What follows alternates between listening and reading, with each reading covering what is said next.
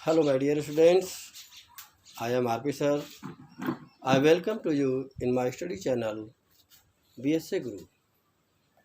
So, my dear students, today we shall study tense because you know that tense is the base of English.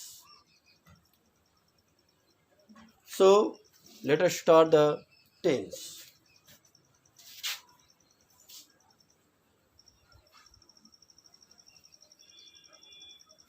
मेरे बच्चों, tense का मतलब होता है काल,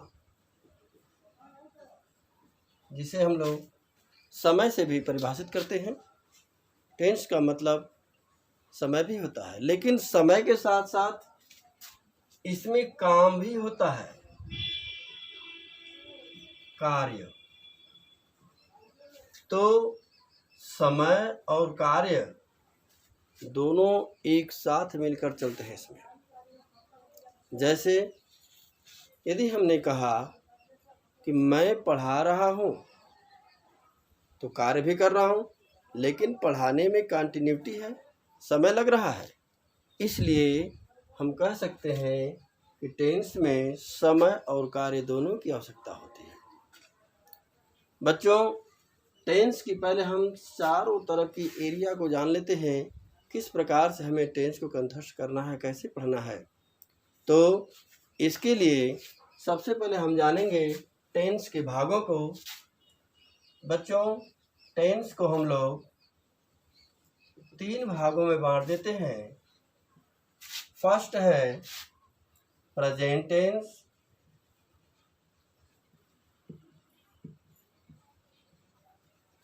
second past tense and third future tense. बच्चों, आपने देखा कि टेंस में 3 भाग हो गए, लेकिन तीनों के लिए अलग अलग भाग जोड़े जाते हैं 4 और: इंडेफिनिट, कंटिन्यूअस, परफेक्ट और परफेक्ट कंटिन्यूअस। तो हम लोग देखते हैं, यदि हम इन तीनों को एक साथ रख देते हैं तो तीनों के लिए हो जाएगा। फर्स्ट हो जाता है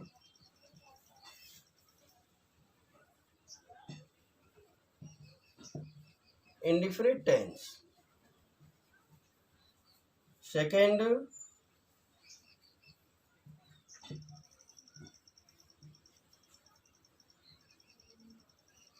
continuous tense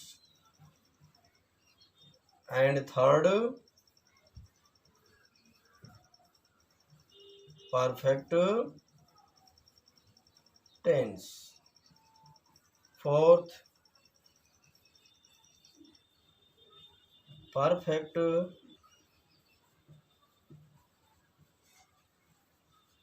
continuous tense. So my dear students, आपने यह ध्यान दिया कि टेंस को हम लोग 3 भागों में बांट दिए: प्रेजेंट टेंस, पास्ट टेंस और फ्यूचर टेंस।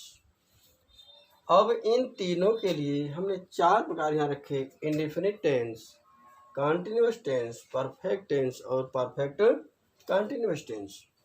अब हम इसको देखते हैं, तो यह प्रेजेंट के लिए भी 4 होगा, पास्ट के लिए भी 4 होगा और फ्यूचर के लिए भी 4 होगा। तो बच्चों, इस प्रकार से मिलाकर हमारे पास 12 टेंस हो जाते हैं। इन 12 टेंसों को पढ़ने के लिए हम बारी बारी से रूल रेगुलेशन आपको बताएंगे, लेकिन इससे पहले जान लीजिए कि सब्जेक्ट क्या है, वर्ब क्या है, ऑब्जेक्ट क्या है। ये सब बिना जाने आप नहीं कर पाएंगे। एक वचनकर्ता क्या होता है, बहुवचनकर्ता क्या होता है, ये सब भी आपको जानना अनिवार्य है। इसलिए सबसे पहले हम लोग अब उसकी बातें करते हैं।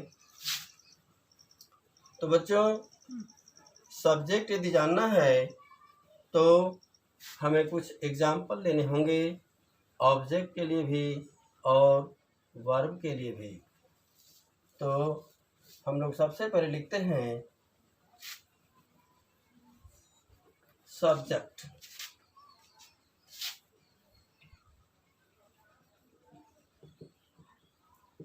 अर्थात कर्ता। ये सब्जेक्ट है क्या? कर्ता कहते किसे हैं? तो जो व्यक्ति काम को करने वाला होता है उसे ही कर्ता कहते हैं। कैसे? मान लीजिए राम पढ़ता है, हमने एग्जाम्पल लिया, राम पढ़ता है। तो अपने आप से यह प्रश्न करिए, कौन पढ़ता है? जैसे ही कौन शब्द आया आपने पकड़ लिया कि राम पढ़ता है, अर्थात यह राम ही हमारा सब्जेक्ट है। अब अपने से प्रश्न पूछना है, वह क्या करता है? तो पढ़ता है, कार्य कर रहा है। तो हम बात करेंगे वर्ब की। वर्ब अर्थात क्रिया।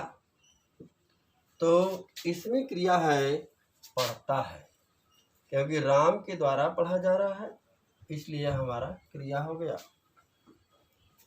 कर्ता और क्रिया को जान लेने के बाद अब हम बात करते हैं कर्म की, अर्थात ऑब्जेक्ट की। ऑब्जेक्ट, बच्चों ये ऑब्जेक्ट क्या है? तो जिस पर क्रिया का फल गिरता है, अर्थात जिससे क्रिया जुड़ी हुई होती है, जिसके सहारे चलती है, वही ऑब्जेक्ट हो जाता है। यदि हमने यहाँ देखा राम पढ़ता है, यदि हम लिख देते हैं यहाँ पर राम किताब पढ़ता है,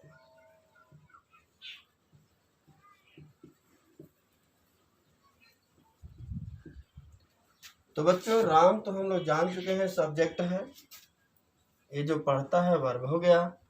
लेकिन क्या पढ़ता है? तो हो जाएगा किताब पढ़ता है, अर्थात ये आपका ऑब्जेक्ट हो जाता है। तो बच्चों हमने देखा कि अभी सब्जेक्ट, वर्ब और ऑब्जेक्ट आपने सीखा। इसे अच्छी प्रकार से कंठस्थ करिएगा, याद कर लीजिएगा, इसके बाद ही आपका ट्रांसलेशन बहुत आसानी से हो पाएगा। अब हम चलते हैं सिंगुलर सब्जेक्ट जानने के लिए। तो सिंगुलर सब्जेक्ट क्या होता है, इसके बाद प्लूरल सब्जेक्ट क्या होता है, बिना इसके जाने भी हम ट्रांसलेशन नहीं कर सकते। तो सबसे पहले लिखते हैं सिंगुलर सब्जेक्ट, अर्थात एक वचन कर्ता। अब बच्चों हमें यह जानना है कि एक वचन कर्ता है क्या। तो इसको पहचानने के लिए आप जान लीजिए he, she, it. He, she, it and name, ये हमारा सिंगुलर सब्जेक्ट है।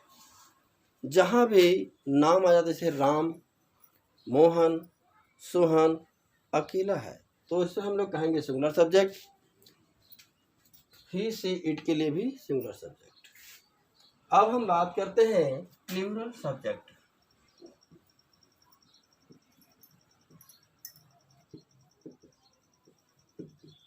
प्लूरल सब्जेक्ट मतलब बहुवचन कर्ता।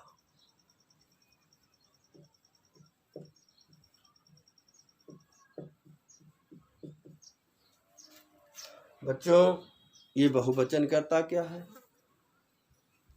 इसको जानने के लिए हम लिख देते हैं आपके सामने आई, वी, दे एंड यू। ये आपका बहुवचन कर्ता हो जाता है। तो यदि एक वचन कर्ता जान लेते हैं, बहुवचन कर्ता जान लेते हैं, तो आप ट्रांसलेशन बहुत आसानी से कर पाएंगे, क्योंकि सिंगुलर सब्जेक्ट के साथ हेल्पिंग वर्ब कुछ और लगती है, प्लूरल सब्जेक्ट के साथ हेल्पिंग वर्ब कुछ और लगती है।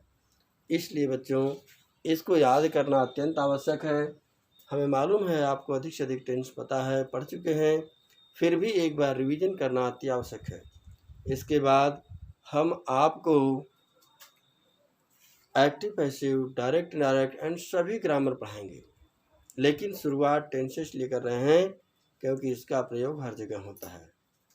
सो माय डियर फ्रेंड्स, इतना आपको याद करने के लिए इस वीडियो में इतना ही छोड़ देता हूँ। नेक्स्ट वीडियो में हम आपको सिंपल टेंस पहले पढ़ाएंगे। सिंपल टेंस पढ़ाने के बाद तब अन्य टेंसों की ओर बढ़ेंगे। और मैं चाहता हूँ कि इस वीडियो को आप अच्छी प्रकार से पढ़ें, समझें। यदि पसंद आए तो इसे एक बार लाइक और शेयर अवश्य करें। इसे सब्सक्राइब करना ना भूलें, क्योंकि यह यूट्यूब चैनल आपका यूट्यूब चैनल है जिस पर मैं आकर आपको कुछ सिखाने का प्रयास कर रहा हूँ। धन्यवाद। जय हिंद।